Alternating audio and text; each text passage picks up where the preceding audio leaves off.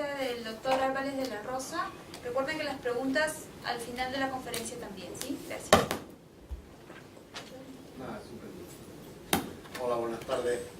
Continuamos con las obligaciones que me he impuesto en este curso que con tanto agrado empecé ayer. Y hoy toca un tema que me han asignado. Pues no es un tema como para... no voy a estar contento con él, pero bueno. Y es un tema que pertenece al mundo de la patología de las relaciones laborales. Pero la mejor manera de afrontar una patología que por indeseable, no porque digamos, y lo es, que es indeseable, no por eso va a dejar de existir, ¿no? Pues la mejor manera de afrontarlo será construirnos la maquinaria conceptual y el camino de categorías suficiente para detectar de qué estamos hablando y cuáles son las soluciones o caminos emprendidos por una experiencia europea y, en este caso también americana, de lucha contra esta pérdida. Por eso lo primero que voy a hacer para hablar del tema del acoso en general, pero del acoso sexual en particular en el trabajo, lo primero que voy a hacer es establecer, señalarle el marco de estudio, el marco en el que incluimos el estudio de esta realidad. Las relaciones laborales, perdón por la obviedad, discurren en un lugar que se llama empresa. La empresa es un lugar organizado, es un lugar disciplinado, es un lugar en el que se determina el trabajo que el trabajador asalariado y subordinado va a realizar. Por tanto, es un lugar de poder. Es un lugar donde aparece, donde se determinan y se establecen relaciones de poder, relaciones de dependencia, relaciones de subordinación. Pero además de eso, la empresa, como dice un filósofo del derecho italiano, Luigi Ferrajoli, que es doctor honoris causa por esta universidad, precisamente, una de las cabezas más brillantes de la filosofía, es algo más que un filósofo del derecho, Ferrajoli, pero es un jurista de extraordinaria capacidad. Pues este dice que la empresa no es un lugar privado, que la empresa es un lugar público. ¿Qué quiere decir Ferrajoli con esto? Pues que la empresa es un centro de imputación normativa de derechos fundamentales, que eso, por eso es el lado público de él, ¿no? De derechos universales, de derechos que las constituciones reconocen como propios de cada uno de los individuos como ciudadanos de una determinada nación.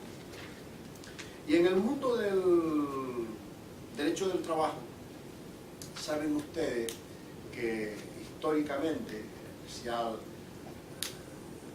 después de la Primera Guerra Mundial y la Alemania de Weimar y luego de la Segunda Guerra Mundial, se constitucionalizan una serie de derechos propios de los trabajadores, particularmente son dos, ¿no? La libertad sindical y el derecho de huelga. Pero también hay la aparición,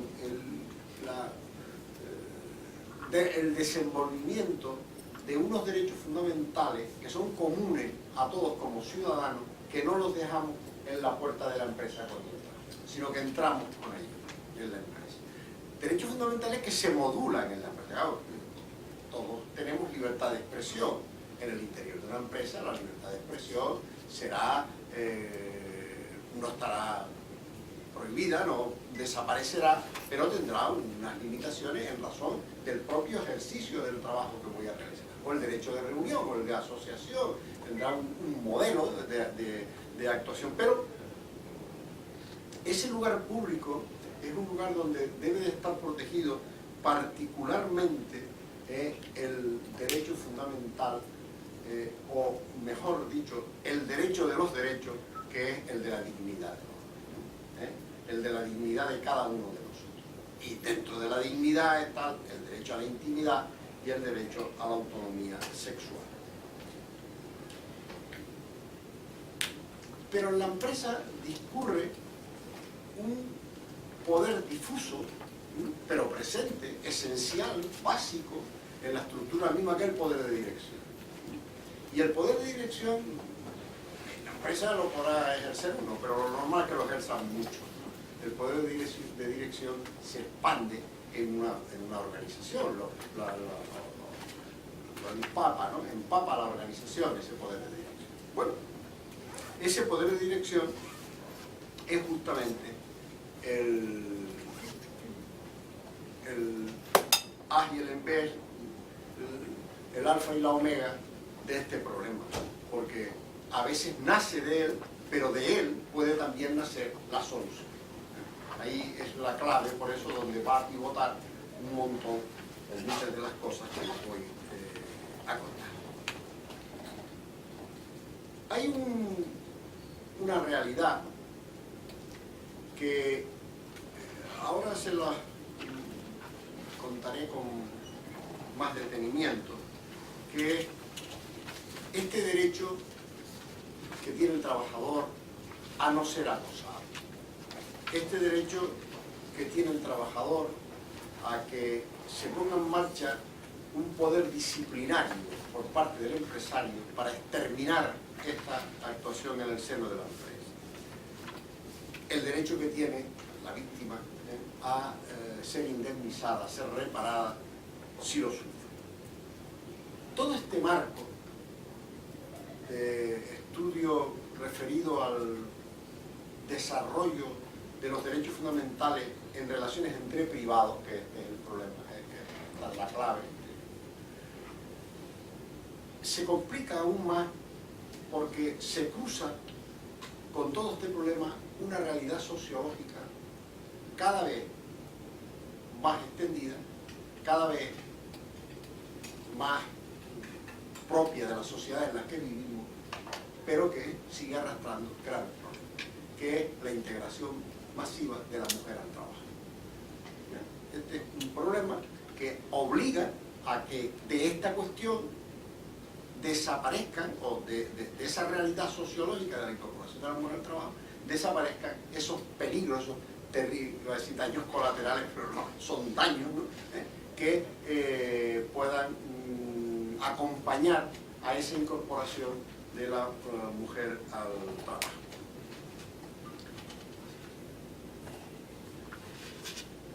En España hay una ley orgánica del año 2007, la Ley Orgánica de Igualdad de Mujeres y Hombres, una ley verdaderamente importante y verdaderamente trascendente, que define lo que entiende por acoso sexual.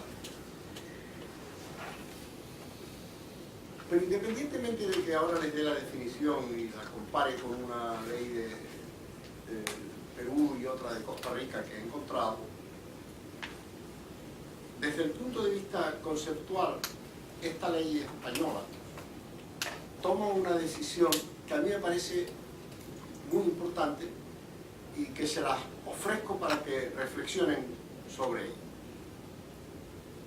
Considera el acoso sexual, el acoso en general, como un elemento de discriminación. Por tanto, no empecemos a discutir si en el hecho del acoso hay o no la violación de un derecho fundamental. O sea, establece esto como punto de partida. Es punto de partida que si yo soy acosado, es que acabo de ser en este instante discriminado. Y si soy discriminado, se ha vulnerado el principio de igualdad ante la ley y la prohibición de discriminación por razón de sexo, de religión, de tal, de cual, ¿no? Elementos fundamentales en un mundo de relaciones entre ciudadanos de iguales derechos, ¿no? El principio de igualdad ante la ley. Bueno, ese elemento lo toma,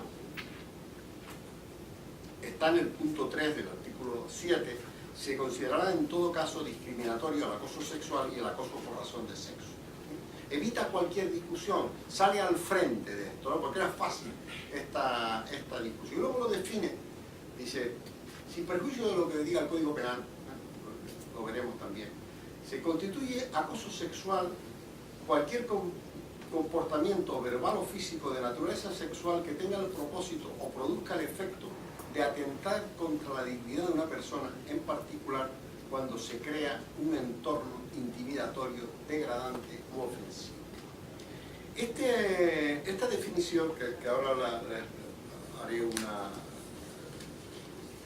referencia a la ley peruana y a la ley costarricense, tiene un mérito añadido que fue dar un salto sobre una definición que unos años antes había dado el Tribunal Constitucional español. El Tribunal Constitucional, también parecida a una definición del Constitucional italiano, que el acoso sexual es una conducta libidinosa del empresario, del compañero del trabajo, percibida como indeseada o indeseable por la víctima. Y la ley sale de este círculo, que es un círculo probatorio, que tiene mucho de prueba diabólica, esto de si este comportamiento que yo estoy recibiendo es por mi parte deseado o indeseable. No, la indeseabilidad, perdón por el palabra pero la indeseabilidad no es cuestión de que estemos ahora a ver si pruebo de que yo lo deseo. No. El dato es el comportamiento que tenga el propósito o produzca el efecto de atentar contra la dignidad de una persona. Incluso más, y ya referido al acoso sexual, esta definición evita entrar en si el acoso en general, si es, para entenderlo, debe de ser una conducta que forme parte de un programa, ¿no?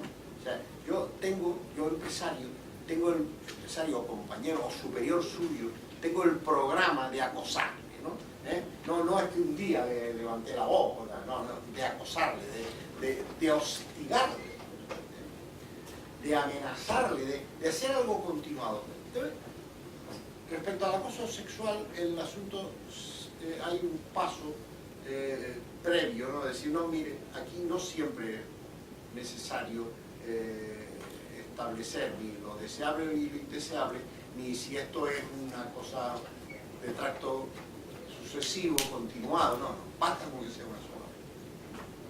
Todo radica más en el atentado a la dignidad como persona que en si duró mucho o duró poco.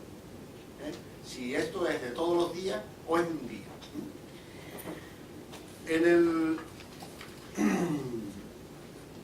La definición de la ley peruana, que conocen ustedes, una ley del año 2009 que modifica otra anterior, me parece que del 2004, dice: el hostigamiento sexual típico o chantaje sexual consiste en la conducta física o verbal reiterada de naturaleza sexual o sexista no deseada o rechazada, realizada por una o más personas que se aprovechan de una posición de autoridad. Es muy descriptivo el precepto, y en la medida que tiene muchos elementos, muchos supuestos de hecho la norma, hace peligrar luego su aplicación, porque hay que ir buscando estos supuestos de hecho.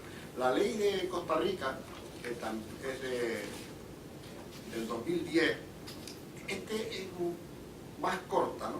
Se entiende por acoso o hostigamiento sexual toda conducta sexual indeseada por quien la recibe, reiterada y que provoque efectos perjudiciales en los siguientes casos, ¿no? Condiciones materiales de empleo, docencia, eso es en que tiene efectos. Pero fíjense cómo lo define, ¿no?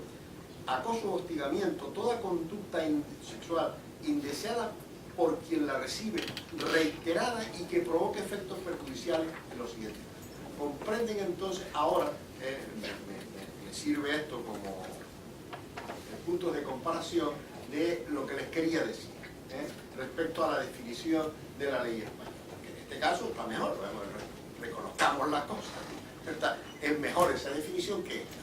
Pero ¿por qué son mejores?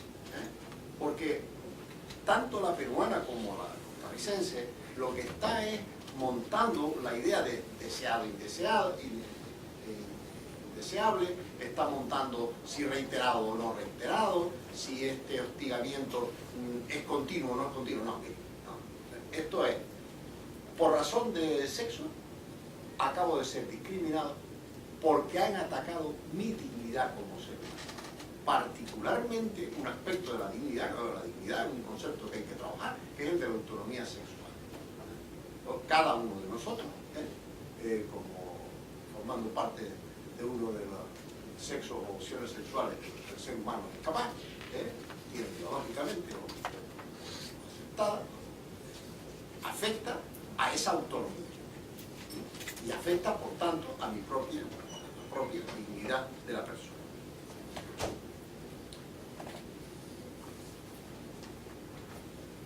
El carácter, por tanto, de este acoso,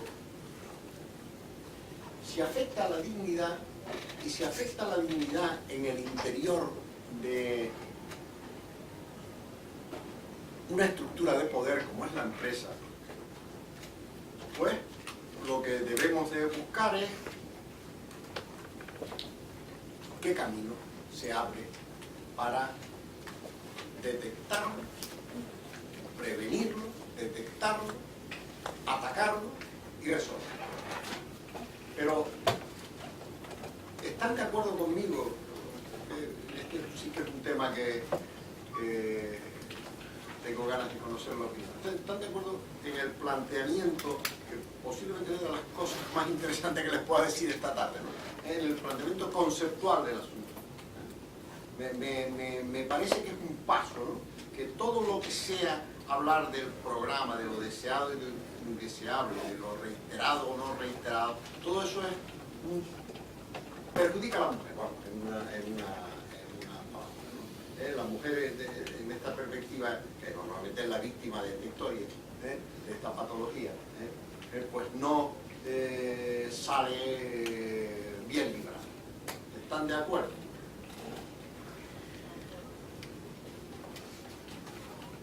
Hay un acuerdo marco europeo del año 2007, firmado por las organizaciones representativas de empresarios y de sindicatos en el seno de la Unión Europea, que fíjense lo que busca primero lo describe, dice, ¿no? El acoso y la violencia se deben al comportamiento inaceptable de uno o más individuos y puede adoptar diversas formas, algunas de las cuales se pueden identificar más fácilmente que otras, ¿de acuerdo, no? Existe acoso cuando de uno o más trabajadores o directivos repetida y deliberadamente se abusa, se les amenaza, se les humilla en circunstancias relacionadas con el trabajo. Claro, esto es el otro tipo de acoso.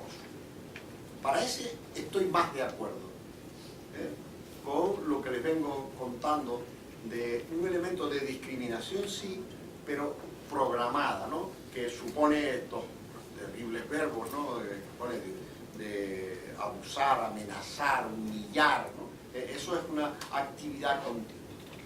Pero el acoso sexual tiene o debe de tener un plus en este asunto. No se le puede comparar igual que al acoso en general, porque es más intimidatorio, llega más al centro de la intimidad de cada uno de nosotros, y debe, por tanto, ser tratado de una forma, digamos, más conceptualmente más enérgica que el acoso en general, porque está en el centro mismo de la dignidad de la persona. Nadie niega que el otro también, ¿no? Pero este me parece que convierte a la mujer directamente como la víctima de esta historia terrible,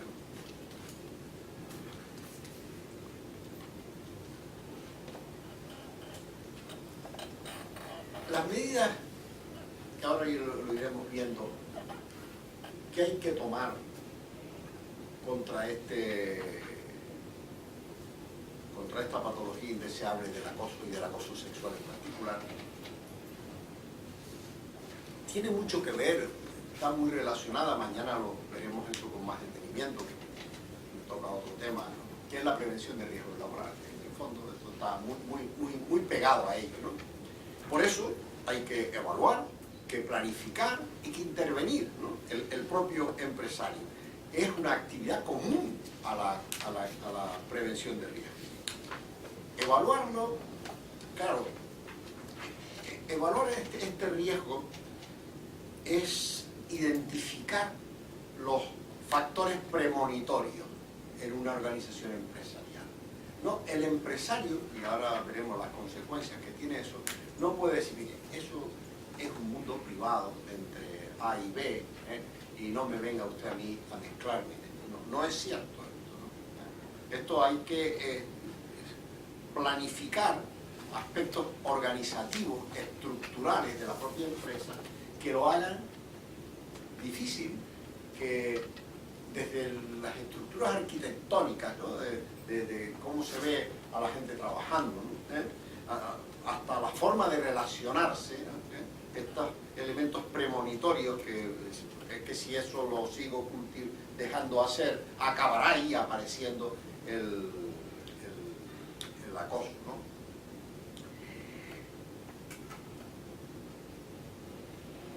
Y para combatirlo, el elemento primero de todo es saber que existe el acoso. Y es la dificultad de la denuncia. La desconfianza, el miedo, la amenaza, la inestabilidad en el puesto de trabajo, la expresión violenta que pueda poner en marcha ante una situación de poder, ¿no? Están detrás de muchos de estos comportamientos de acoso. Y si ahí unimos la presencia, como les decía antes, la presencia masiva de la mujer formada, cada día mejor preparada, sin que hayan desaparecido comportamientos o estereotipos culturales propios de otra época, ¿no? Propios de otro tipo de sociedad, bueno, pues eso pone en marcha o puede poner en marcha condiciones para que el acoso se dé. Fíjense ustedes, hay un camino que quizá ahora les pregunto yo a ustedes cómo está sucediendo eso aquí en Perú, que es la negociación colectiva, ¿no? Pero no me voy a referir ahora a la negociación colectiva y a la cosa, porque esto es fácil, es un elemento del protocolo que se establece, sino el trabajo que debe de realizar la negociación colectiva para convertir al trabajo en un género neutro, no masculinizarlo, ¿no? Elementos del idioma, si aquí todas fueran trabajadoras y un solo trabajador, yo tendría que decir los trabajadores de esta empresa, ¿no? Ya hablamos, ¿no? Esa es la lengua, ¿no? Pero dejando eso, que la lengua evoluciona, es un organismo vivo y irá cambiando en la formación del plural, no tiene ninguna ciencia. Pero el problema de cómo se llama, médico o médica, juez o jueza, esas son cosas que parecen tontas o parecen nimias y no lo son. No lo son porque atentan a la normalidad. Hoy el idioma común, en España al menos, se dice la jueza, no la jueza, porque la jueza. Porque esa palabra es más reconocida en la sociedad que el juez, ¿no? Pues en este caso no es el juez, es la juez, pero no o el médico, la médico. Me molesta mucho, por lo menos lo que yo conozco, lo llaman la médica, ¿no? Yo no soy la médica, yo soy la médico, ¿no? Y eso no sé aquí respecto a la propia negociación colectiva. En Europa esto está muy vivo, y hombre, caen en tonterías no lo son realmente, sino a veces hacen pesada la lectura de las cosas, ¿no? Porque huyen de ese plural, por ejemplo, ponen camarero, barra camarera, pues, está bien, ¿no? Ya sabemos camareros, habrá también camareras, ¿no? Pero ese trabajo o ese uso no sexista del lenguaje, el lenguaje de la negociación colectiva, a mí me parece que ayuda, ¿no? Pero ayuda más, sin duda, el protocolo o las medidas específicas que puedan existir para prevenir el acoso sexual y el acoso por razón de sexo, pero no me han dicho qué hace la negociación colectiva respecto a estos problemas en Perú, ¿eh? Nada, sigue como siempre, da igual, o sea, redactan y todos son hombres entonces, ¿eh? Los que redactan la negociación colectiva es que no hay mujeres en la negociación, ¿eh? Muy escasas. No, mayormente son los varones los que negocian, son los representantes de... Eso, le decía que como representantes de los trabajadores, habrá también mujeres. Si trabajan las elegirán, ¿no? Yo lo que quiero es si eso constituye una preocupación de alguien. Claro, si no constituye una preocupación, como saben ustedes bien, si las cosas no, si nadie se preocupa por eso, nadie lo cambiará, ¿no? Pero les quiero decir que eso tiene su importancia. Reflexiónenlo, a lo mejor resulta que soy yo el que estoy confundido, ¿no? Pero ese elemento del lenguaje no sexista en la negociación colectiva, ¿sí? Sí, usted mencionaba si es que lo habíamos reflexionado, teníamos algo sobre eso. Bueno, efectivamente hay una norma que muchos lo repiten, precisamente funcionarias del Ministerio de la Mujer, en donde hablan de un lenguaje inclusivo. Y precisamente es lo que usted dice, ¿no? Es el juez, la ley, qué sé yo, pero exige que en cada documento, que por lo menos, por ejemplo, estamos trabajando en una comisión que se llama en el Ministerio de Trabajo, cada documento debe incluir la referencia a mujer y a varón, ¿no? Evidente. Pues si eso es lo que les estoy diciendo, pero que eso no sea solo, bueno, está bien que empiece por ahí, porque la administración pública, uno de los deberes que tiene la administración pública es el deber pedagógico, ¿no? El deber de enseñar a los demás, ¿no? Y si lo hace la administración pública, lo harán otros y otros y otros y otros, y a la primera que le rechacen 4 papeles a uno que no lo trajo con esas prevenciones, pues se acabó, la próxima vez traerá bien el documento, ¿no? Sin embargo, eso no se replica en el sector privado, pero no en la negociación colectiva que usted está Claro. mencionando. Perdón por la pregunta, aquí en los convenios colectivos, el mecanismo del depósito, registro y publicación no interviene la administración pública. Interviene, ¿no? Sí. Claro, o sea, ordena la publicación en un boletín, ¿no? Sin embargo, se va a fijar de repente en otros requisitos que no son estos de la ¿Cuál es la intervención de la administración en un convenio colectivo firmado entre empresario y representante de los trabajadores? Solo el registro. El registro, no los registros. Si yo fuera la administración diría, o modifica usted el lenguaje o no se lo registra. Eso lo hago en una ley, claro, porque no lo va a hacer una arbitrariedad del funcionario de la ventanilla, ¿no? Pero lo hago en una ley, porque se ha acabado. No registro. En España, por violación de esta ley precisamente, como el lenguaje no sea correcto, no registran. En España registran, depositan, ¿no? Y mandan a publicar. Hasta el caso X, lo mismo, ¿no? Y eso es una realidad, que es la forma de que esa conducta de la administración pública empape, llegue hasta el mundo privado, ¿no? Porque vuelvo al comienzo de la conversación de esta tarde. Esto es un mundo privado. Esto no es una cosa que pasa detrás de la puerta de un domicilio, ¿no? Ahí hay otros elementos, o siempre estará el Código Penal. Hay otras cosas, otras relaciones. No, esto pertenece a un mundo público, donde la empresa es un lugar en el que se desarrollan los derechos fundamentales de la persona, que no se han quedado ahí fuera colgados, han entrado aquí y se desarrollan y viven y conviven y son amenazados en el interior de un lugar de poder, como es la empresa, naturalmente que es un lugar de poder, donde se ejercita el poder de dirección del empresario, pues ya tiene su nombre, ¿no? Bueno, pues este camino de evaluar, planificar, intervenir, empieza en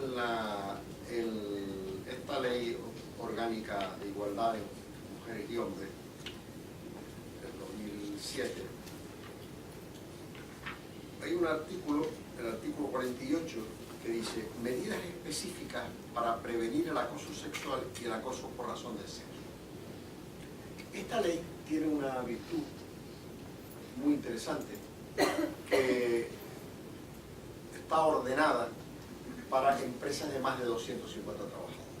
Que ese tipo de empresas tienen que construir un plan de igualdad, o sea, detectar cuáles son los elementos de desigualdad o discriminación por razón de sexo, de protección a la mujer, claramente, existen en esa empresa. Si existe posibilidad de discriminación en el ascenso, si los salarios son salarios iguales a trabajo de valor igual, si no hay discriminaciones a la hora de conceder permiso, beca, ayuda distintas de trato a las mujeres que lo son. Toda esa realidad se puede construir un plan de igualdad, se llama una obligación, digamos un aledaño, un elemento conexo al plan de prevención de riesgo, al convenio colectivo de la empresa. Al menos son 3 elementos que hacen que eso venga obligado en este tipo de empresas. Pero para el acoso por razón sexual o por razón de sexo, la medida específica es para cualquier empresa, porque no es la obligación tanto de redactar un plan de igualdad como de promover las condiciones para que el acoso no se dé. Y dice, las empresas deberán promover condiciones de trabajo que eviten el acoso sexual y el acoso por razón de sexo y arbitrar procedimientos específicos para su prevención y para dar cauce a las denuncias o reclamaciones que puedan formular quienes hayan sido objeto del mismo. En verdad, esta es la clave. ¿Qué hacer para que aflore esa realidad? Bueno, lo primero es que el mecanismo de denuncia no suponga un largo calvario para la víctima, que además su actividad profesional no se vea dañada por el hecho mismo de la denuncia. La denuncia puede poner en marcha una maquinaria de rebelión, de poder que la aplaste, ¿no? Pero todo eso conduce a un punto que es absolutamente decisivo. Si no hay denuncia, nada que hacer. La víctima del acoso tiene que decidirse a denunciar. Posiblemente con un esfuerzo de voluntad o un esfuerzo al que se tiene que sobreponer, quizá tan terrible como el acoso que hay en el. Eso es verdad. Pero si no hay denuncia, no hay posibilidad humana de poner en marcha ningún plan antiacoso. Este protocolo o códigos de buenas prácticas o códigos de conducta suponen el camino para facilitar esta realidad. Pero no nos engañemos. Si esta realidad no se vive, primero, como difícil de que se produzca, que no sea fácil que se produzca. Segundo, como que un precedente anterior que sucedió el mes pasado, el otro, o la semana pasada, la reacción no ha sido inmediata y transparente, ¿no? Y tercero, si lo que suceda, si la denuncia no tiene una rápida resolución, ¿no? Eso se deja ahí dormir o se enferma la relación, ¿no? Bueno, de ahí el que pienso como en la prevención de riesgos, ¿no? Es un elemento que forma parte del tipo de sociedad en el que vivimos. Eso no es tanto, o es tanto documentos de planes antiacoso que se puedan redactar, si la sociedad admite esos comportamientos como normales. Eso es lo terrible. Si la víctima es víctima doblemente, porque ha sufrido el acoso y porque al denunciarlo se encuentra también centro de todas las miradas, digamos. Y en cambio el acosador no le ha pasado nada, o al menos nada desde el punto de vista social, en el sentido de que se le haga el pasivo, socialmente se le rechaza, ¿no? Independientemente del mundo del derecho del trabajo, el mundo laboral. La estructura del plan antiacoso, cuando está en el plan de igualdad, tiene la eficacia jurídica de un convenio colectivo, ¿no? Es, por tanto, siempre vinculante y siempre obligatorio el redactarlo y el ponerlo en marcha. Aquí en la administración, normalmente en todas estas cuestiones, que no digo que tengan por qué rozar el Código Penal, al final terminaré ahí, terminaré en la medida más terrible que tiene el derecho, cuando las normas de convivencia se rompen, ¿no? Que el Código Penal, cuando se entra en el Código Penal, es que algo ha estallado por los aires, ¿no? Aquí me refiero a ese comportamiento de la administración que castiga con sanciones la inspección de trabajo al empresario que no reacciona frente a las denuncias, ¿no? Por eso tiene tanto valor, y no paro de insistir, en el hecho mismo de la denuncia, porque la denuncia hace dos cosas, ¿no? Pone en marcha un protocolo, si existe, primero. Segundo, obliga al empresario a no desconocer la realidad, ¿eh? Ahora verán ustedes, como diré alguna discusión que existió en torno a las medidas reparadoras, ¿eh? Y en torno a las obligaciones de responsabilidad civil que puede tener el propio empresario. Por eso lo primero es que lo sepa el empresario. Claro, el problema del acoso en empresas donde, como le dije antes, el poder de dirección está extendido, pues todo esto que les voy diciendo es fácil de acometer, porque el empresario siempre va a haber un superior de aquel que me acosó, por alto que sea, siempre habrá otro por encima, ¿no? El problema es cuando eso, en la pequeña y mediana empresa, eso no sucede, y el propio acosador es el jefe directo de esa persona. Bueno, esto todo lo hace muy difícil, y si no está la reacción del resto de los compañeros de trabajo, por un lado, y sus representantes, y la propia administración pública por el otro, todo esto no va a ninguna parte. Todo esto se termina, y todo esto lo que hace es envenenar la relación. Por eso, la posibilidad de un protocolo de actuación en materia de acoso ha de tener al menos un contenido mínimo, ¿no? Ante quién y cómo presentar la denuncia, derechos y deberes de la víctima y del acosador durante el trámite, ¿no? Si se le da trámite de audiencia, cómo, ante quién, de qué manera, ¿no? Actuaciones paralelas a adoptar, ¿no? Si hay que separarlos, cambiarlos de puestos de trabajo, estructurar esto de otra forma, cómo hay que respetar la intimidad del acusado y del acusador, porque aún hay un mecanismo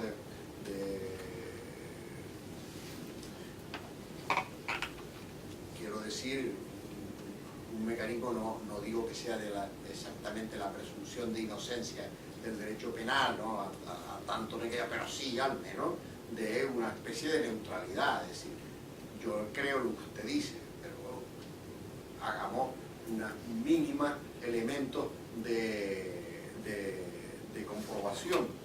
Hay una extraordinaria referencia normativa al mecanismo de prueba en estas materias, en esta ley orgánica de la igualdad de mujeres y hombres del año 2007. El denunciante lo que tiene que probar son los indicios. Como ha dicho el Constitucional español, el panorama indiciario. Mire, yo esto no me lo estoy inventando ni lo soñé. Estos son los indicios. Más no tengo que probar. Ahora usted tiene que poner en marcha el mecanismo de investigación, o si es usted el empresario y vamos al juzgado, usted es el que tiene que probar que toda su conducta obedecía a otra, a una realidad no discriminatoria, no acosadora. Claro. Ese es un elemento de inversión de la carga de la prueba verdaderamente interesante. Por eso, vuelvo a retomar lo que les dije al principio, que era convertir al acoso sexual y al acoso por razón de sexo como un elemento discriminatorio, esencialmente discriminatorio, y por tanto se trata de una violación de un derecho fundamental inicial, el principio de igualdad, el derecho a no ser discriminado. De ahí viene, como consecuencia directa de ese fenómeno, el tema de la inversión de la carga de la prueba. Sin duda, ¿no? Los plazos han de ser breves y resolver el empresario qué decisión toma, como ahora veremos. En todo esto hay un elemento muy importante que también tiene que ver con la protección de los derechos fundamentales. Es la indemnidad del denunciante o la indemnidad frente a represalia. Dice el artículo 9 de esta ley del 2006. También se considerará discriminación por razón de sexo cualquier trato adverso o defecto negativo que se produzca en una persona como consecuencia de la presentación por su parte de queja, reclamación, denuncia, demanda o recurso de cualquier tipo destinado a impedir su discriminación y a exigir el cumplimiento efectivo del principio de igualdad de trato entre mujeres y hombres. Se lo repito, ¿verdad? O sea, este derecho de indemnidad se considerará discriminación por razón de sexo. Esto es un elemento clave. Dice, cualquier trato adverso o efecto negativo que se produzca en una persona como consecuencia de la presentación, por su parte, de una queja, reclamación, denuncia, demanda, recurso, utiliza todas las palabras para que no le quede nada en el tintero, ¿no? De cualquier tipo destinado a impedir su discriminación y a exigir el cumplimiento efectivo del principio de igualdad. Bueno, ven que este elemento de indemnidad es un elemento de cobertura, es un elemento de protección, es un escudo ante el supuesto de la denuncia. Sin duda, este derecho de indemnidad lo que hace es poner de relieve, destacar la necesidad de la denuncia inmediata del fenómeno del acoso, ¿no? Y eso puede generar a su vez dos preguntas. Una, si hay o no una especie de jus resistencia, un derecho de resistencia del el o la acosada, que se niega a cumplir una determinada instrucción, una determinada, por un lado. Y por otro, si hay el derecho también, que le proteja la indemnidad, de criticar tal o cual decisión empresarial que ponga en riesgo o ponga en la tentación de que sea un lugar propicio a la realidad de la vida. O sea, que se critique que aquella manera de ordenar el trabajo no es la mejor para evitar el que una persona sea acosada. Por tanto, y en resumen hasta aquí, para tomar ahora las vías de protección, las vías procesales y los elementos de responsabilidad civil. El resumen de lo que vengo diciendo es insertar toda la cuestión del acoso en materia de la defensa de un derecho fundamental, el derecho fundamental a no ser discriminado. Y en este caso, a no ser discriminado por razón de sexo. Y en este caso, es una conducta reprobable porque afecta a la dignidad de la persona y a su autonomía sexual. Siendo esto así, lo es en grado sumo porque sucede en el interior de un lugar que se llama empresa, que es un sitio en el que se desarrolla y han de ser tutelados, porque es un lugar de poder entre personas, han de ser protegidos el ejercicio de los derechos fundamentales. Que eso es una labor también de la sociedad, sin duda, que eso es una labor de las administraciones públicas, del Estado como elemento protector también. Pero no se olvide que esta realidad sucede entre privados. Sucede entre privados, que tiene que estar protegida la víctima de esa realidad frente al poder que el otro despliega en un medio donde es fácil ejercer ese poder y donde la víctima, aquel trabajo, aquella realidad, la necesita como un elemento fundamental en su propia vida. Bueno, de ahí desprender el tema del concepto, el tema de las estructuras de evaluación, planificación e intervención en materia de protocolos para impedir el acoso, no hay más paso, ¿no?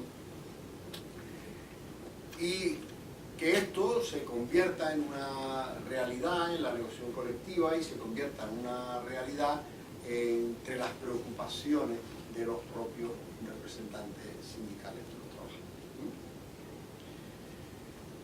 Algo que preguntar, cuéntenme algo de cómo se ve esto aquí, qué sucede, qué hay, porque tengo la sensación de estar yo reflejando también una sociedad que no sé si es lo que está aquí pasando o no, ¿no?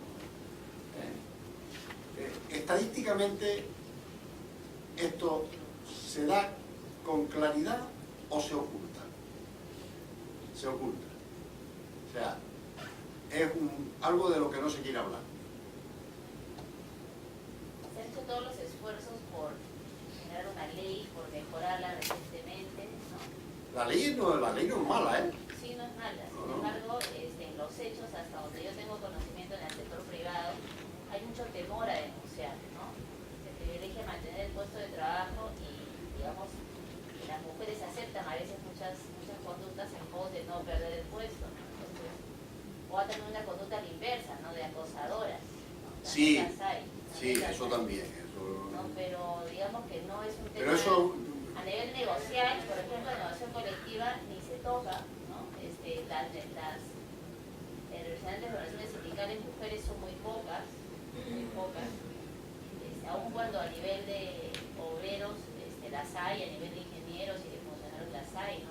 Claro. La mano de obra es femenina, pero por lo menos en mi experiencia no, y hay varios casos que he sido testigo de situaciones, pero que finalmente es la mujer, la víctima, la que tiene que denunciar y no se atreve. No se atreve. Y del lado de los hombres prefieren mirar de costado, ¿no? Conociendo que la persona tiene esa patología. Si es un buen profesional, más está arriba, de mirar de costado, de no mirar. Claro. Incluso con esa frase tan terrible de decir, es que también existen mujeres acosadoras, sí, digo, para una que hay 80 que lo sufren, ¿no? O sea, que... A ver. El tema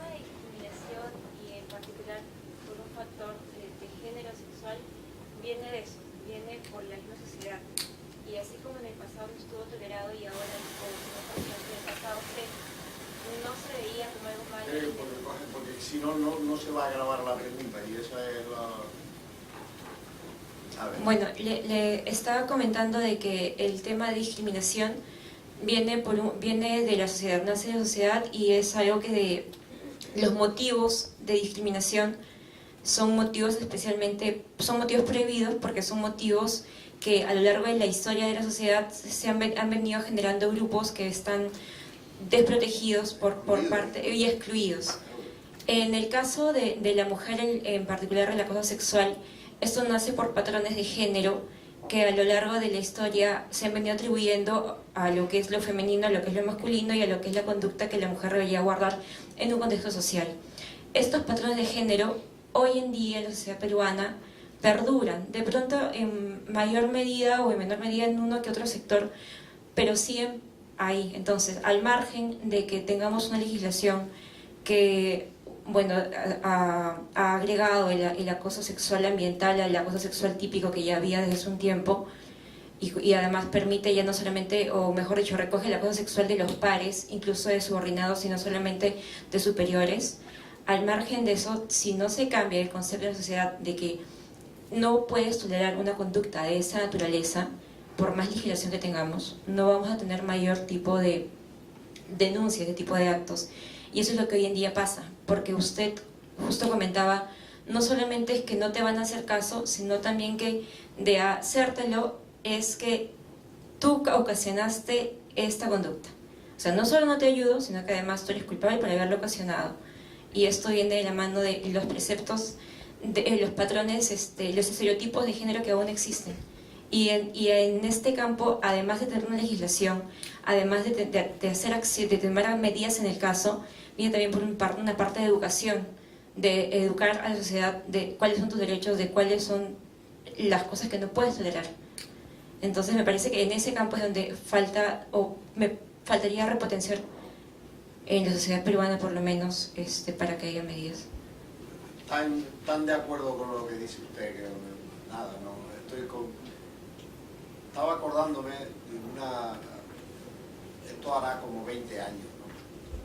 Pero quiero decir, lo que les voy a contar no hace 50, ¿no? Solo 20 años, una famosa sentencia del Tribunal Supremo italiano, cuando absolvió a un violador porque la mujer tenía un pantalón vaquero que o se quitaba con la colaboración de ella, no había manera de decir, pero ¿esto qué es? ¿Qué manera de...? ¿Qué me dice? No, es que ella colaboró. ¿Pero esto qué es? ¿No? ¿Qué forma? Eso ha ido desapareciendo, ¿no? Eso ya no se resiste, ¿no? Hoy en día no hay, bueno, por ponerle ejemplos de conducta machista, la broma acaba de pasar la semana pasada en España, ¿no? No sé si lo has leído, el debate entre los dos representantes de los dos partidos mayoritarios a las elecciones al Parlamento Europeo, que son ahora este domingo. Hay un debate en televisión entre la representante del Partido Socialista, que es una mujer bastante joven, una mujer de 40 años tendrá, y el representante del Partido Popular, que es el actual ministro, que era el actual ministro de Agricultura, un hombre un hombre ya pues, más o menos de mi edad, pongamos por caso, ¿no? Y a no se le ocurre otra cosa, que al día siguiente el debate lo ganó ella, Lo ganó ella porque estuvo más brillante, puso mejor y tal, y al día siguiente a no se le ocurre otra cosa que decir en la radio. El escándalo que se ha armado de decir, mire, está mal visto que yo mostrara mi superioridad intelectual ante una mujer indefensa.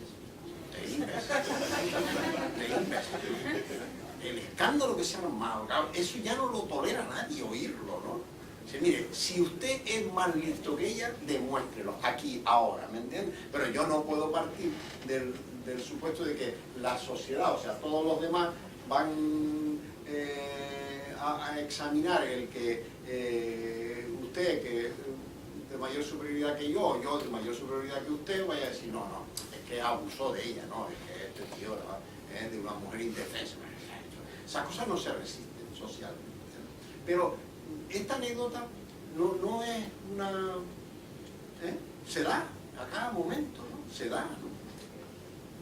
Pero cada vez que lo sirve. Sí. Sí, profesor, solamente quería resaltar algunos temas, precisamente lo que decía nuestra compañera. En el sector privado, y bueno, he tenido la oportunidad de verificar algunas inspecciones, son pocas las denuncias que se hacen a la Administración de Trabajo sobre el acoso sexual. Creo que a nivel nacional, si mal no recuerdo, habrían 49, algo así, y eso de repente aumentando los números. En segundo lugar, hace falta lo que dice la compañera también, una sensibilización en cuanto al acoso sexual, ¿no? En la parte preventiva.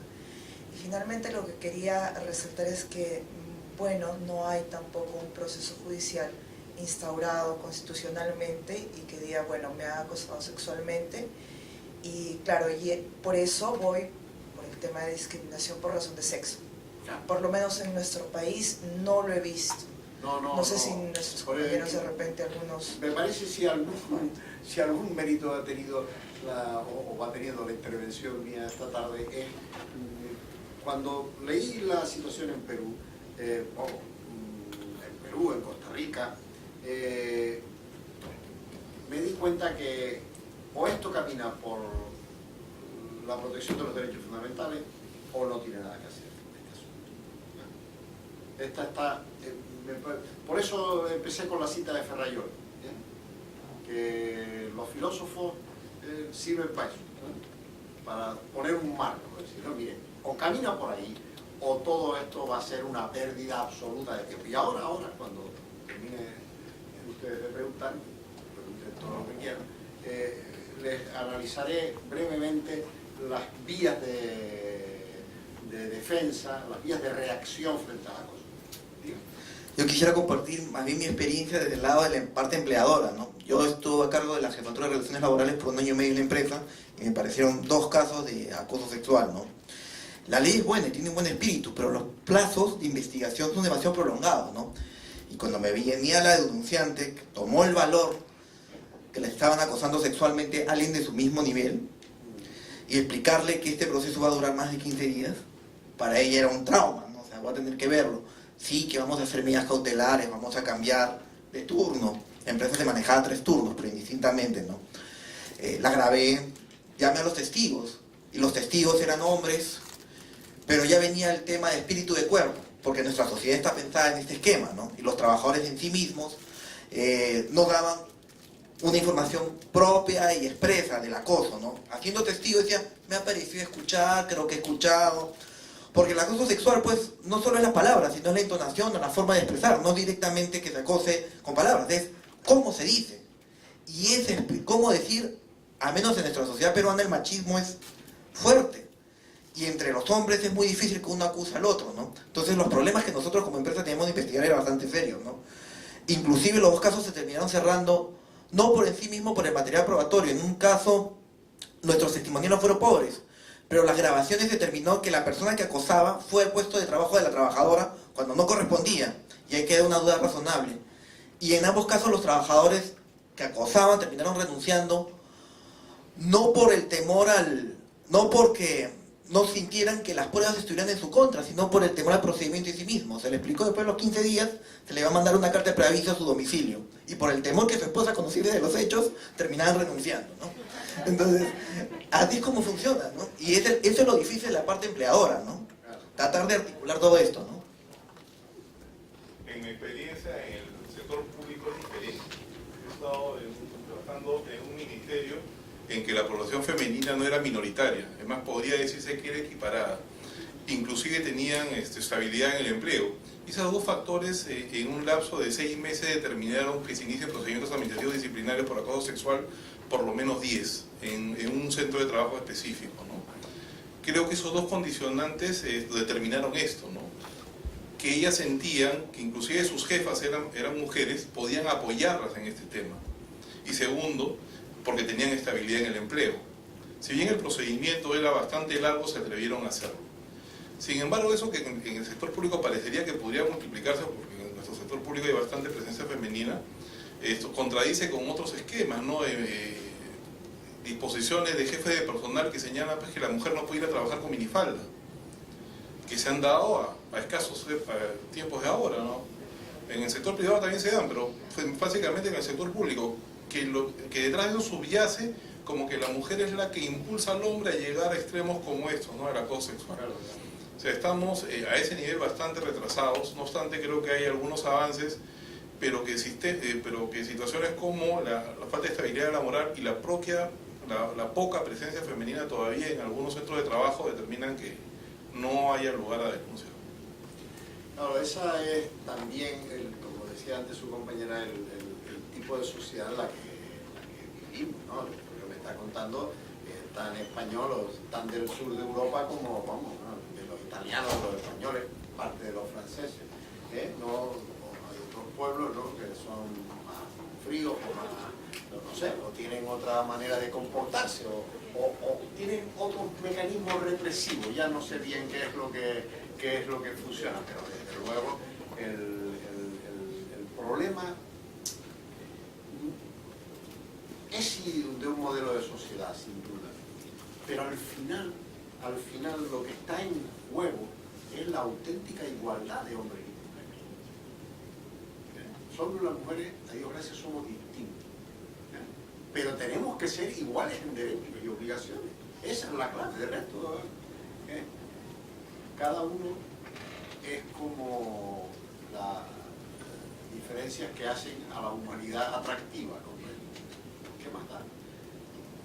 En España, por ejemplo, ha sido un elemento básico en la lucha contra esto, es que hoy hay casi más juezas que jueces.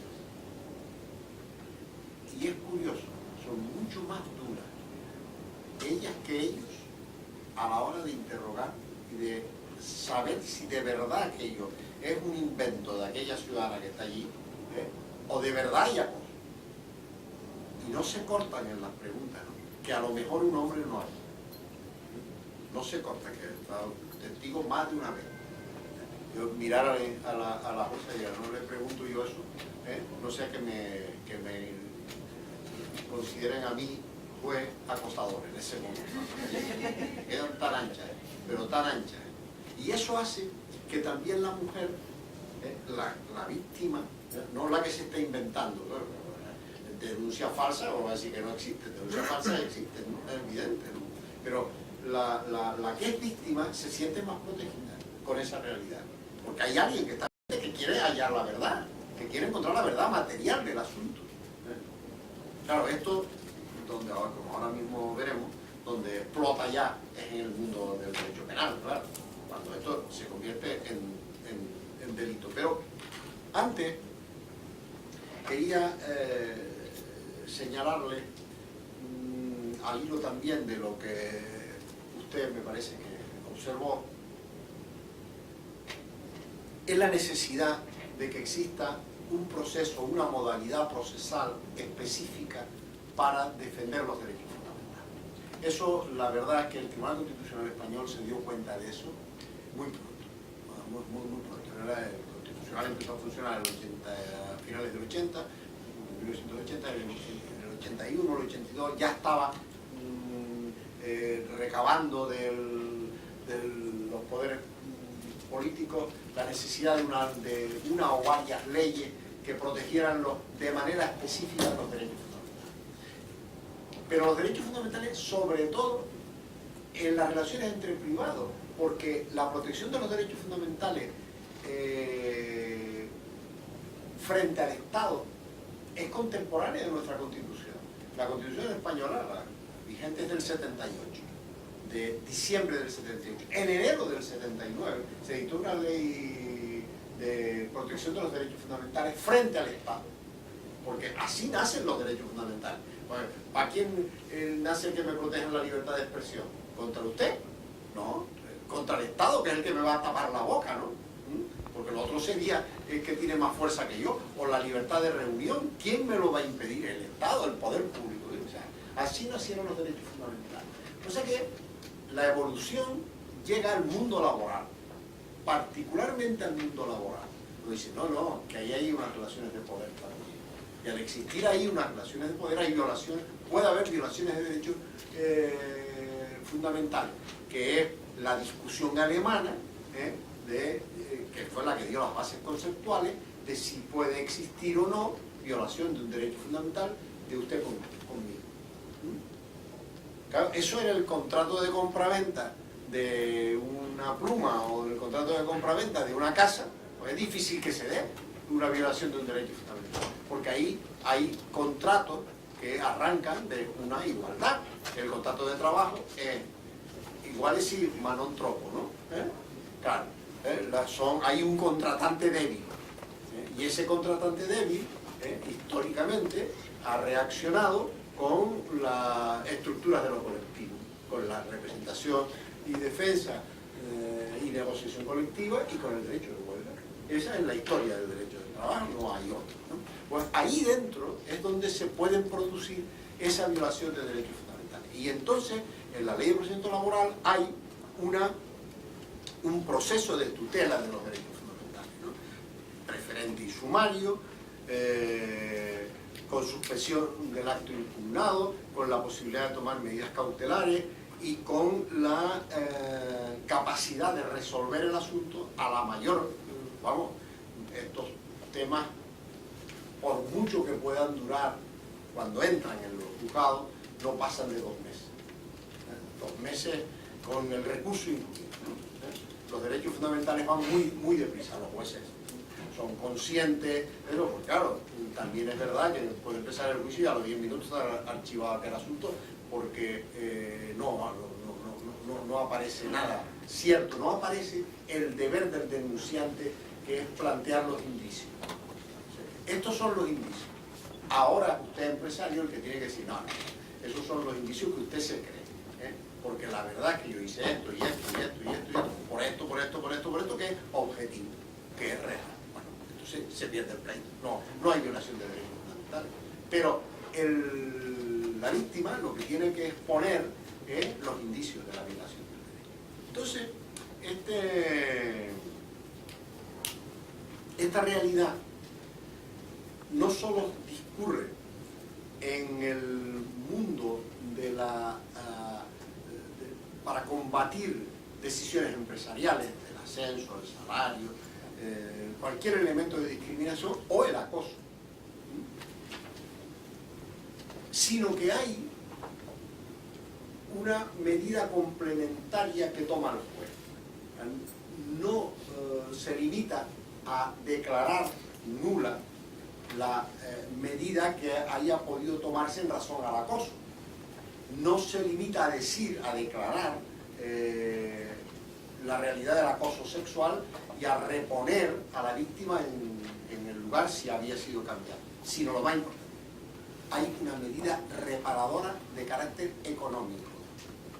Hay una responsabilidad civil, pero no una responsabilidad civil del acosador, una responsabilidad civil del empresario, si lo supo.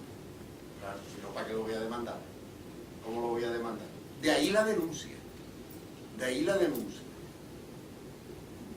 A tal extremo llega que la jurisdicción del orden de lo social, el proceso laboral, es competente para conocer incluso la denuncia de la víctima frente al acosador sin comunicárselo al empresario. Quiere cerrar, supongo que me han seguido, ¿no? Estar legitimado activamente la víctima, el denunciante, y legitimado pasivamente el acosador, sin necesidad de denunciar al empresario, si lo estimo conveniente, ¿no? Si yo, víctima, legitimado activamente para poner en marcha la demanda, creo que el empresario en esto no tiene nada que ver, ni lo supo, ni no lo supo, ni tenía nada que hacer a lo mejor, ¿no? Ni podía ponerle remedio, pero lo puedo denunciar. A poco que el empresario pueda haber puesto remedio a este asunto, o puede haber reaccionado adecuadamente frente a la denuncia, es responsable civil del asunto y paga. Y están poniendo, en día laboral normalmente entre 20.000 y 30.000 euros, por ejemplo. Eso es dinero, no es ninguna broma, eso es dinero. Ya, alguien se tienta la ropa, ¿no? Es decir, bueno, si hay una denuncia en el interior de la empresa, ya veré que el empresario ponga en marcha un protocolo de averiguación. Bueno, como elemento de cierre de todo esto, está solo, claro, el tema de la responsabilidad civil del empresario, del acosador. Decirles también que esta responsabilidad civil del empresario es una responsabilidad civil claramente contractual, o sea, deriva del contrato de trabajo, deriva del deber de seguridad que tiene el empresario, por razón del propio contrato de trabajo, como veremos. Luego, el Código Penal, que es el final, ¿no? El Código Penal es el límite en el que un país se da como modelo de convivencia, es decir, hasta aquí llegamos, ¿no? Esto que está dentro del Código Penal es lo que como sociedad no soportamos. Tenemos que el Estado ejercer su derecho de castigar. Dice la definición de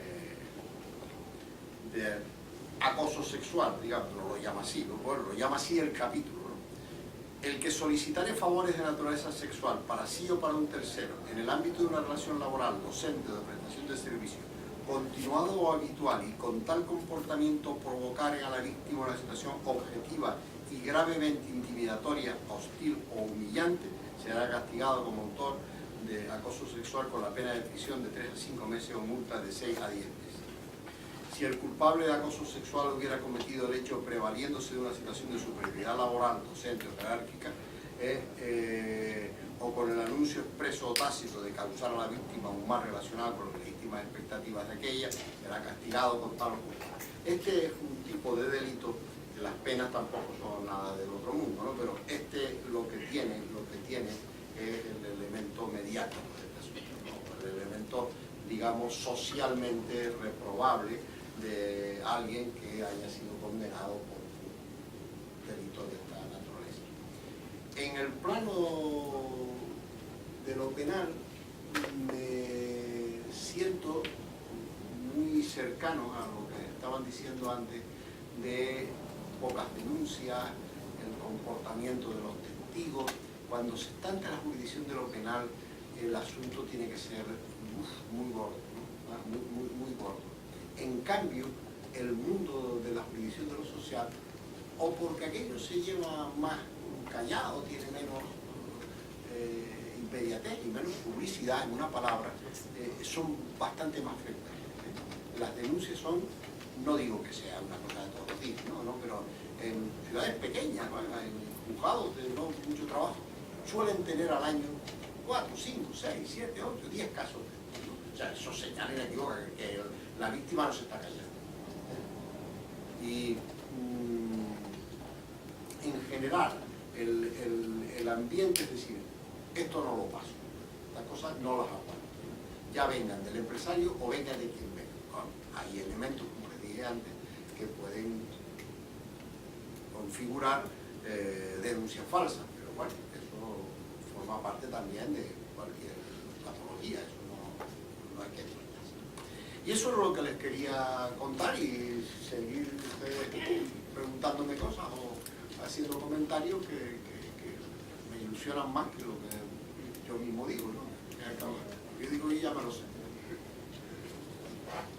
Pero ese mundo sí que como ven las tres ideas fundamentales, porque he podido transmitir. Un problema de derecho fundamental es un problema de obligación del empresario de estructurar su empresa para que esto no suceda y mecanismos de reacción.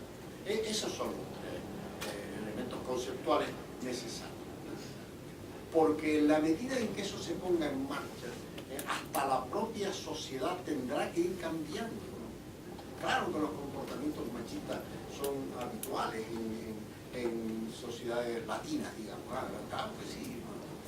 Luego otras tienen otros problemas y otras cosas, pero esta lo tiene, ¿no? El comportamiento machista, como la anécdota que les acabo de contar, un hombre inteligente, ¿no? Digo que de tonto tiene un pelo, ¿no? Un hombre listo y tal. ¿Cómo reacciona usted de esa manera? Entonces, ¿cómo se le ocurre a usted decir eso? Bueno, eso lo hubiera dicho los Estados Unidos de América y no tarda 5 minutos en desaparecer del mapa, ¿no? Porque estas sociedades puritanas tienen otro componente, otra cosa, ¿no? Saben ustedes que, bueno, son sociedades distintas a las nuestras, ¿no?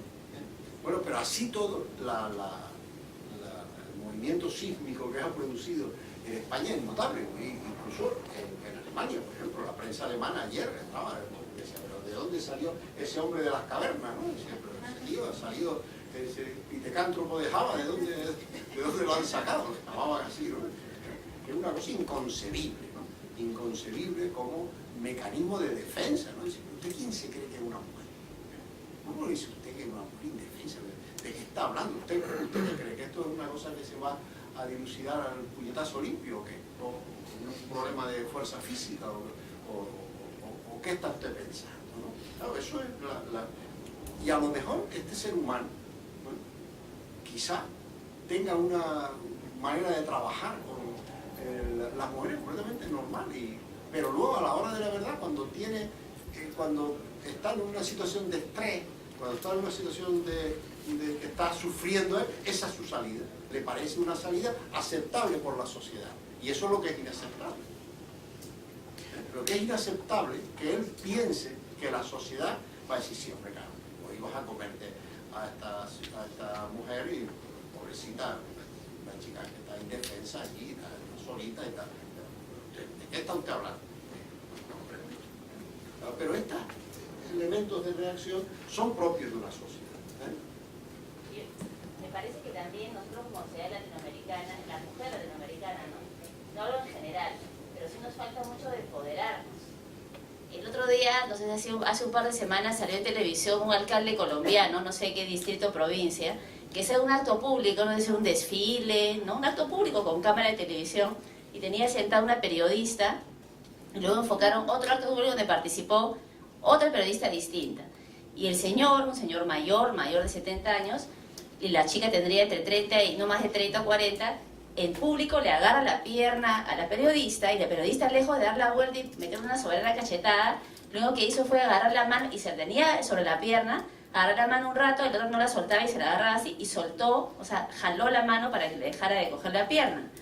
Pero nos falta el dar, ¿qué me importa a mí si está la televisión o no está? Y yo volteo y le suelto la cachetada, que sí creo que algunas mujeres españolas sí hacían, y eso es en general, ¿no? O sea, a veces las mujeres peruanas te sacan a bailar, y eso me pasó a mí hace 10 años en Barcelona, te sacan a bailar, acá en Perú dicen, no, gracias, me duele el pie, me duele el taco, ahora para las chiquillas menos, ¿no? Ay, no, ahí nomás, en la española, ¿tú sacas a bailar? No, y punto, o sea... Ahí podíamos llegar. Claro, ¿no? Pero, o sea, no, y esta chica, un poco va eso el ejemplo, ¿no? Y luego, sí. Entonces también nosotros, por nuestra propia educación, no digamos todas, consentimos, mejor no hago escándalo en un sitio público, ¿no? Y lo dejo ahí. Y es una cosa gravísima, ¿no? Claro, ese elemento parece como una discreción obligada a la mujer, ¿no? Ahí podíamos llegar, claro, que ese tío se mereció que le dieran un cachetón allí mismo, claro, sin mano. Pero quien tenía que tomar la iniciativa es la propia mujer de empoderarse. Y entonces, mientras eso no pase como cultura, ¿no? Y eso es educación de abajo, desde chiquitas estamos bien complicados, se pongan, como decía la compañera, las leyes que se pongan encima, ¿no? Entonces, sí, eso tiene toda la razón. Y esa es, a su vez, ahora sí que me toca reprocharle alguna cosa al género femenino, a nuestras madres. Cuando hagan de madres, ¿no? Bueno, pero lo digo ya en mi generación, o sea, mi madre, para descansar, me ve intentando hacer una cama y me saca por la ventana, ¿no? Imaginen, ¿a quién se le ocurre? No, ya a mi hijo ya no, eso ya es otra cosa, ¿no me entiendes? Esto ya es otro tema, evidente, ¿no? Pero eso va cambiando, ¿no? Va cambiando además por una razón profundamente económica. Hoy las parejas se mantienen al 50%. Al 50% en el trabajo, al 50% en el reparto de la carga de educar a la prole, como se dice el Código de Derecho Canónico, ¿no? De traer el dinero a la casa, eso hace elementos por la igualdad. Entonces, es cuando aparecen estos elementos de patología, que hasta hace 50 años no eran elementos de patología. Entonces, si te tocó, allá tú, aprende a defenderte. Es que no era un derecho. Es que el derecho, para ser derecho, hay que tener conciencia de que existe el derecho, de que tengo ese derecho en el sentido de una norma que me proteja. Si no tengo conciencia de eso, hace 50 años no lo tenía. Buenas noches. Yo quería hacer un comentario y conocer su opinión. Era sobre el carácter confidencial que debe tener el procedimiento de investigación de este tipo de conductas al interior de la empresa. Me refiero a, bueno, yo conozco la experiencia en el sector privado, ¿no? Y hablo de la confidencialidad porque se ha dado un tema, es muy difícil de preservarla, porque la víctima, o sea, el empleador no es la primera persona a quien se lo comenta dentro del ambiente de trabajo, ¿no? Muy probablemente, y así suele suceder, se lo comenta a sus compañeros más cercanos, ¿no? Y, digamos, hacen un consenso en que eso se tiene que denunciar y recién se denuncia. Entonces ya en el camino, cuando uno quiere preservar la confidencialidad, eso es muy difícil, ¿no? En el Perú este procedimiento debe durar 20 días, dice la norma, ¿no? Guardar la confidencialidad y en esos 20 días se pueden aplicar algunas medidas cautelares, que son el cambio de puesto, el cambio de horario, el otorgamiento de vacaciones, licencias, etc. Pero hay otro elemento particular que hace que en la práctica los empleadores muchas veces quieran tratar el tema antes de activar el procedimiento como un filtro, tratar de arreglar el tema, digamos, como dice, entre las partes, de manera discreta y sin activar el procedimiento. La ley nos dice que sea que se declare fundada o infundada la denuncia, por usar un término procesal, el procedimiento debe ser comunicado al Ministerio de Trabajo, ¿no? Entonces, obviamente aquí creo que la generalidad de trabajadores, de empleadores, tienen miedo a informar cualquier cosa a la autoridad de trabajo, porque la autoridad de trabajo puede ir a la empresa y hacer una fiscalización posterior, ¿no? Ante ese temor, muchas veces se trata de crear un filtro y que eso no, o sea, cualquier conducta que es denunciada no llegue a activar el procedimiento. En ese sentido, ¿considera usted que es conveniente que esto tenga que pasar por el tamiz de la autoridad de trabajo? Porque yo creo que la víctima que no se sienta conforme con el resultado, ¿no? de la investigación puede recurrir obviamente a la autoridad administrativa o a la autoridad judicial, ¿no? Claro, la verdad que lo que me cuenta en el fondo es un elemento retardatario de la protección del derecho fundamental, porque no hay ninguna necesidad de regular el trámite en el interior de la empresa. Yo, víctima de un acoso, puedo haber sucedido dos cosas. Una, que el acoso se ha plasmado en que no me dieron un ascenso, en que me rebajaron el sueldo, en que me trasladaron de puesto, por ejemplo. O, sencillamente, el acoso en sí mismo, ¿no? No la consecuencia, sino el acoso sin consecuencia hasta ese momento, sino simplemente el que estoy soportando un comportamiento indeseable e indeseado del otro. La reacción en el derecho español es, si hay una medida concreta, la que sea salario, clasificación profesional, jornada, lugar, la recurro inmediatamente. Se la puedo recurrir al empresario y decirle, mire, ha pasado esto, y esto porque me acosan sexualmente. Si el empresario no reacciona de inmediato, voy a los tribunales. El problema donde me voy a encontrar protegido yo, víctima, es en los tribunales, sin duda.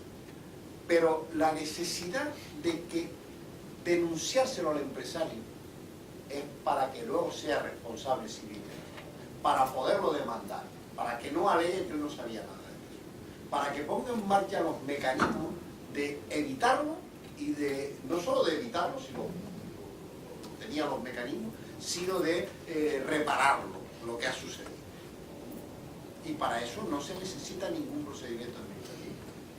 Lo que tiene que obtener una verosimilitud, si no lo sabe, claro, una verosimilitud de lo que está pasando allí dentro. Poner en marcha una averiguación. Sí. Si va al juzgado de lo social y no ha dejado que el empresario ni siquiera ponga en marcha un mecanismo de averiguación, lo que se arriesga a que el juez de lo social le diga, condenaré al acosador, pero no al empresario, porque el empresario era la primera vez que se desayuna con esta historia. ¿Qué iba a hacer si no? Si no sabe absolutamente nada, ¿cómo iba a reaccionar? O sea, comprende que lo que es maléfico, lo que me estaba contando, es regular el trámite en el interior de las empresas. Y 10 días, y 15 días, y 7 días, como si se tratara de un expediente administrativo, de una relación con la administración pública, ¿no? No, ni hablar. Esto es un problema donde el empresario tiene que saber que detrás está el juez ahí mismo. Que yo no necesito ningún elemento de procedibilidad, de agotar ninguna carga antes de ir al juez.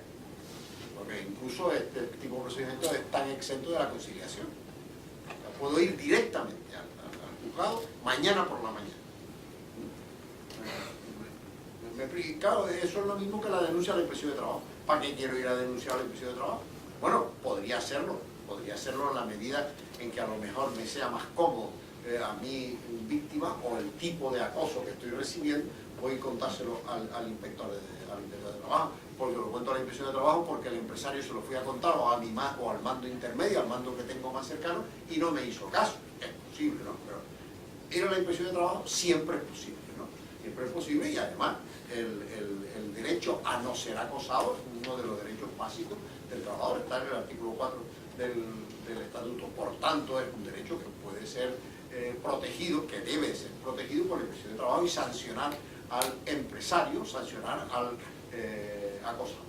Pero estando el mecanismo judicial abierta a esta realidad de forma inmediata, es la clave, porque ya tiene la última palabra. Estoy ante una instancia que ya no se habla más. Habla el juez y se ha terminado esta historia. Habrá recurso, pero siempre dentro de las vías de la judicatura, ¿no? Complementando lo que el compañero que me antecedió la palabra refiere sobre tal vez el temor de los empresarios que sobre la denuncia sobre el acoso sexual que hacen los trabajadores, a veces cometen otros actos lesivos. Y le digo esto por la experiencia que conozco de 2 trabajadoras de una empresa agroindustrial de la zona del norte de Perú, Trujillo, en la cual eran trabajadoras de limpieza y eran acosadas por el vigilante del sector donde laboraban. Las trabajadoras individualmente denunciaron el acoso, porque no solamente era acoso verbal, sino también con ciertos actos de tocamiento por el vigilante. Denunciaron individualmente y ambas no sabían, o sea, no se comunicaban por el temor o la vergüenza del problema que conjuntamente tenían, ¿no? Entonces, la empresa toma las medidas, apertura un acto de investigación interno y verifica de que al final el acosador era el vigilante. Pero el hecho es de que al vigilante lo suspende y las trabajadoras, ellas tampoco no sabían el procedimiento ni la actitud que había tomado la empresa en relación al vigilante.